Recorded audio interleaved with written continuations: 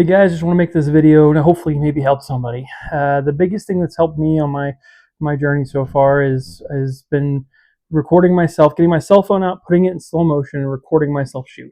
Why it's helped me so much is I'm focusing out there on so many different things to try to improve my form in each and every shot. And a big struggle of mine, and like everyone, you can only focus on one thing at a time, maybe two things tops, right?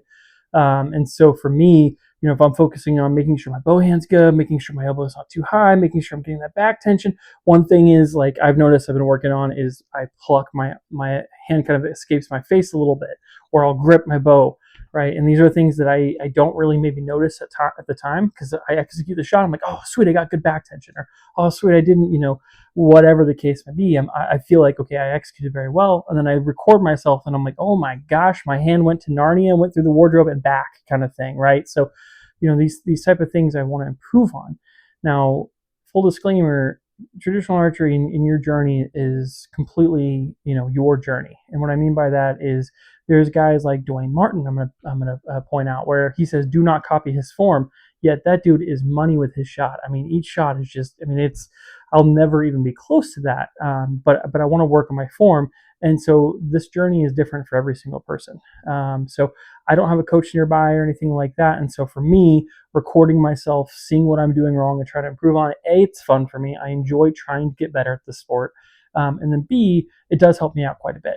So I'm going to go over some clips and everything. My goal with this whole channel and everything is I'm just hoping it helps at least one person out. And I hope to maybe meet some more people in the traditional archery community. So I appreciate you guys' time.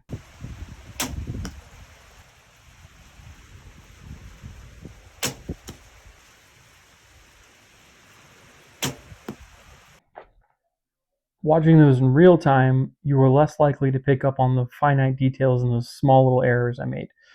You might be able to see a million things I made a mistake on, but my point is, when you're watching it in real time, just like in your brain, when everything is happening all at once, there's only one thing you can focus on at a time, and it's harder to pick up on the small mistakes. So when you're recording yourself, definitely record yourself in slow motion so you can slow it down and see each individual aspect of your shot. So up first here we have my release. This is something that I'm really focusing on. There's a few other things I did wrong here, but the release is really what I want to focus on. You're going to notice that as I release, that hand flies out instead of straight back towards my shoulder. That's something I'm really trying to work on with back tension and everything, but it can cause some inconsistency. So here is a better, not perfect, but a lot better. You're going to notice that my hand doesn't fly out nearly as much and it goes kind of straight back towards my shoulder. I'm overall pretty happy with that. Definitely, again, does not pluck out, really just goes straight back. So I'm going to continue to work on that. Here's a good side by side. Oh God, that is just so hard to watch on that bad release. But that's why I take these slow motion recordings so I can see what I'm doing wrong and try to improve myself. Now, that's not the only reason why I do these slow motion videos. You can, yes, see your form, but another thing is you can see the arrow flight. So if you have the camera directly behind your shoulder, looking over as you shoot, you can see in air the archer's paradox in slow motion, but you can also kind of see, is my tail kicking left? Is it kicking right, up, down? That is another tool in your arsenal, not just, bear shaft tuning and paper tuning, but you can also just kind of see how these are going, how they're flying. Now, the hard part is there's so many variables. Why is it kicking left? Well, a lot of the times you're right-handed archer, that can, indicate a weaker spine, right?